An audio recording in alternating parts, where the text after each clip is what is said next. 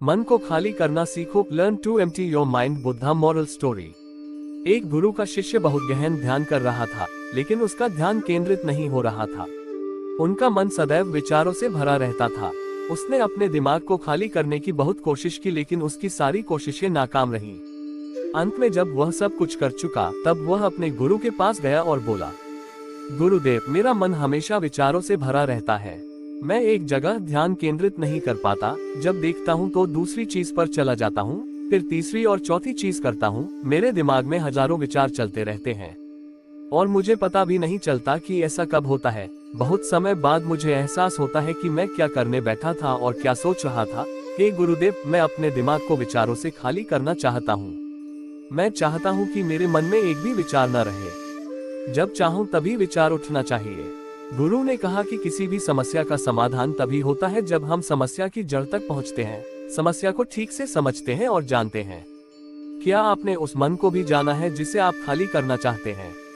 शिष्य ने कहा, गुरुदेव, मैंने मन को जानने की बहुत कोशिश की है, लेकिन जितना इसके बारे में जानता हूँ, यह उतना ही रहस्यमय होता जाता है। गुरु ने कहा, जाओ और छोटे छोटे पत्थरों से भरा एक घड़ा ले आओ। तब शिष्य छोटे छोटे पत्थरों से भरा एक घड़ा ले आया और गुरु के पास रख दिया। गुरु ने कहा, इस घड़े को अपना मन समझो और इस घड़े में पत्थर भरे हुए हैं। अब इस घड़े में और पत्थर डालो। शिष्य घड़े में पत्थर डालने लगा। घड़ा पहले से ही भरा हुआ था। 12वां पत्थर रखते ही बाकी सभी पत्थर नीचे गिरने लगे। तब गुरु ने कहा, रुको और ध्यान से देखो। अब घड़े में कोई पत्थर तो नहीं आ रहे हैं, बल्कि वह नीचे गिर रही है, क्योंकि यह भर गया है। इसमें जो भी आ सकता था वह आ गया। अब और पत्थर नहीं आएंगे। यदि आप दूसरा पत्थर लगाना चाहते हैं तो पहले पत्थरों को बाहर निकालना होगा। शिष्य ने तुरंत कहा, गुरुदेव, मैं समझ गया कि आप क्या कहना चाहते हैं, कि हमें अपने दिमाग को विचारों से खाली कर लेना चाहिए। गुरु मुस्कुराए और गुरु ने कहा, पहले पूरी बात समझो और फिर दिमाग को खाली करो।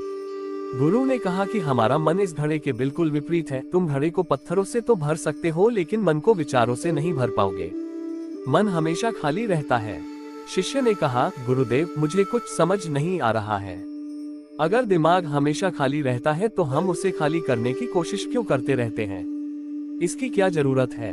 गुरु ने कहा, इस घड़े से एक एक करके सारे पत्थर निकालो। शिष्य ने वैसा ही किया और घड़े से एक एक पत्थर निकालता रहा और अंत में घड़ा खाली हो गया। गुरु ने कहा, देखो, तुमने एक एक पत्थर निकाला, ये घड़ा खाली हो गया है। अब आप इस घड़े में कोई भी पत्थर डाल सकते हैं, दूसरा पत्थर डाल सकते हैं या फिर वही पत्थर दोबारा डाल सकते हैं। आप इसे आधा भर सकते हैं या फिर पूरा भर सकते हैं। शिष्य ने कहा, गुरुदेव, मैं भी ऐसा ही हूँ। मैं बता रहा हूँ कि मन को खाली करना है। ये तो पत्थर हैं, इन्हें आसानी से निकाला जा सकता है और घड़ा खाली किया जा सकता है, लेकिन मैं अपने मन को कैसे खाली करूं? गुरु ने कहा, इस खाली घड़े में एक पत्थर डालो और 2 पत्थर निकाल लो। शिष्य ने ये कहा, ऐसा कैसे हो सकता है कि जब इस घड़े में एक पत्थर होगा तो एक ही पत्थर निकलेगा, फिर 2 पत्थर कैसे निकल सकते हैं? गुरु ने कहा, चलो ऐसा करो, इस घड़े में 2 पत्थर डालो और 4 पत्थर निकाल लो। शिष्य ने कहा, गुरुदेव, ये कैसे संभव हो सकता है? ये कोई चमत्कारी बर्तन नहीं है कि 1 डालो तो 2 निकालो, 2 डालो तो 4।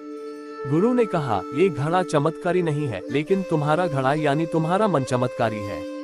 यदि आप इसमें एक विचार निकालेंगे तो इसके पीछे 2 विचार होंगे। जब आप उन 2 विचारों को पकड़ते हैं तो उनके पीछे 4 विचार उभर आते हैं और वह खाली नहीं रहता। यह मन का भ्रम है कि सब कुछ है लेकिन कुछ भी नहीं है।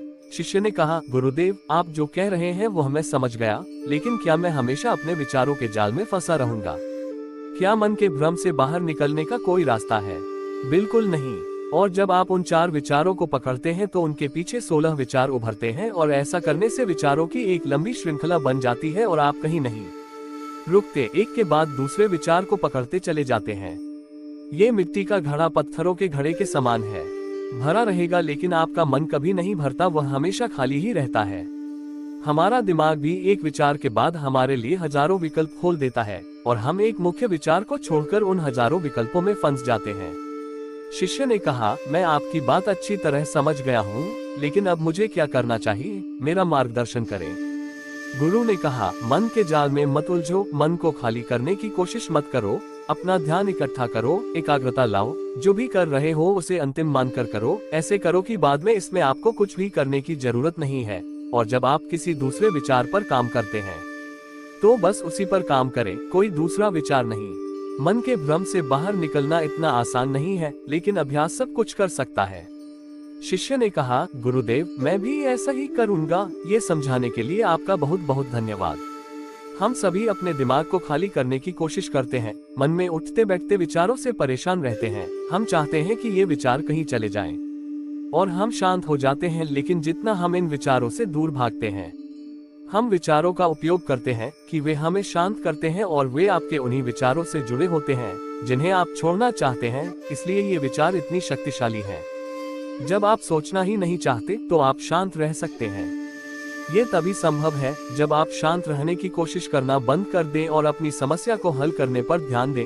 ध्यान केंद्रित करें और समझें कि चिंता करने से नहीं बल्कि सोचने से समाधान मिलता है। गुरु ने कहा, इस मिट्टी के बर्तन को पत्थरों से आधा भर दो। शिष्य ने वैसा ही किया। फिर गुरु ने कहा, अब इन पत्थरों में से एक पत्थर चुन लो और उस पत्थर की एक छोटी सी मूर्ति बनाकर मुझे दे दो। मैं जानता हूँ कि तुम एक अच्छे कलाकार हो। जब शिष्य ने 11वां पत्थर निकाला और उस पत्थर को तराशना शुरू किया तो उसे एहसास हुआ कि ये पत्थर अच्छा नहीं है। तो उसने घड़े से दूसरा पत्थर निकाला। उसे वह पत्थर भी पसंद नहीं आया। फिर उसने तीसरा पत्थर निकाला, उसका रंग उसे पसंद नहीं आया। फिर उसने चौथा पत्थर निकाला, लेकिन उसे इस पत्थर में एक दोष निकला। इस प्रकार उसने लगभग सभी पत्थर बाहर फेंक दिए। उसे ऐसा करते देख गुरु ने कहा, वह पत्थर जो तुमने पहली बार निकाला था, ये समझकर उसी पत्थर की खोज करो कि तुम्हारे पास कोई दूसरा पत्थर नहीं है। तब शिष्य ने उस पत्थर को ही खोजना शुरू कर दिया और उस पत्थर से उसने अपने गुरु की एक बहुत ही सुंदर मूर्ति बनाई और अपने गुरु को भेंट की और कहा, बहुत सुंदर, इस पत्थर से मूर्ति बनाई जा सकती है। मैं इसका विचार भी नहीं कर सकता था। गुरु ने कहा कि जब कोई दूसरा विकल्प नहीं है तो हम अपनी सारी ऊर्जा उसमें लगा देते हैं और उसे सर्वश्रेष्ठ बनाते हैं।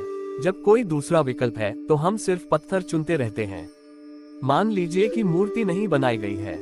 दोस्तों, आज की यह कहानी आपको कैसी लगी और इस कहानी से आपको और क्या सीखने को मिला, कृपया ये भी हमें कमेंट करके बताएं। साथ ही अगर आपको ये कहानी पसंद आए और ये आपके लिए उपयोगी लगी तो इसे अपने दोस्तों के साथ जरूर शेयर करें।